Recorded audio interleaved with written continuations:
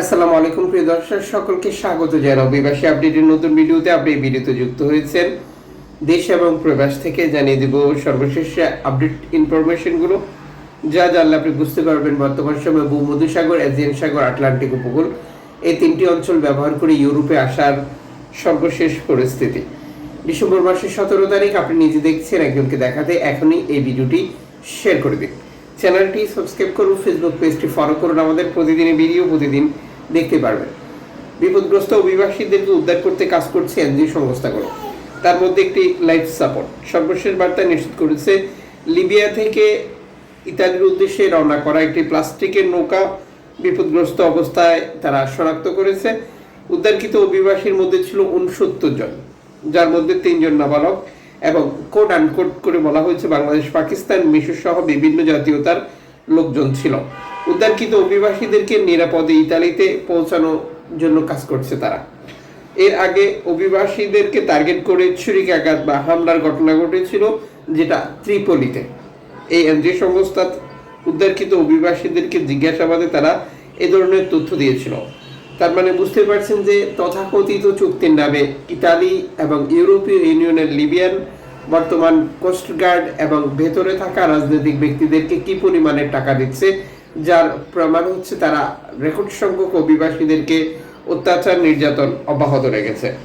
এদিকে এনজিও সংস্থা Aurora microblogging site এক্সে দেওয়া বার্তা নিশ্চিত করেছে বিপদগ্রস্ত অবস্থার 42 জন শরণার্থীকে তারা উদ্ধার করেছে। একটি প্লাস্টিকের নৌকা থেকে উদ্ধার করা হয়েছে তাদেরকে। ইতালি কর্তৃপক্ষের সাথে যোগাযোগ করে তাদেরকে ইতালিতে হস্তান্তর করার জন্য তারা কাজ করছে। লুইস মিশেল এক বার্তায় নিশ্চিত করেছে তারা একটি বিপদগ্রস্ত নৌকা শনাক্ত করে তাদেরকে উদ্ধার করেছে, যেই নৌকাটির তথ্য দিয়েছিল অ্যালামফোন রেডিও টেকনোলজি। বিপদগ্রস্ত নৌকা শরণার্থীরা অ্যালামফোনের সাথে যোগাযোগ করেছিল। নৌকাটি লিবিয়া থেকে ইতালিতে আসছিল।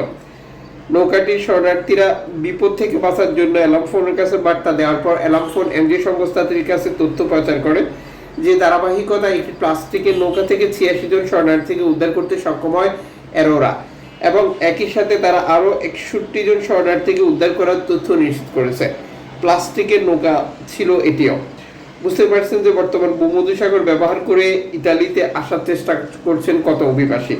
যদিও গেম তুলনায় এনজিও সংস্থার সংকট রয়েছে। একই অবস্থা রয়েছে আফ্রিকার দেশগুলো থেকে স্পেনকে উদ্দেশ্য করে।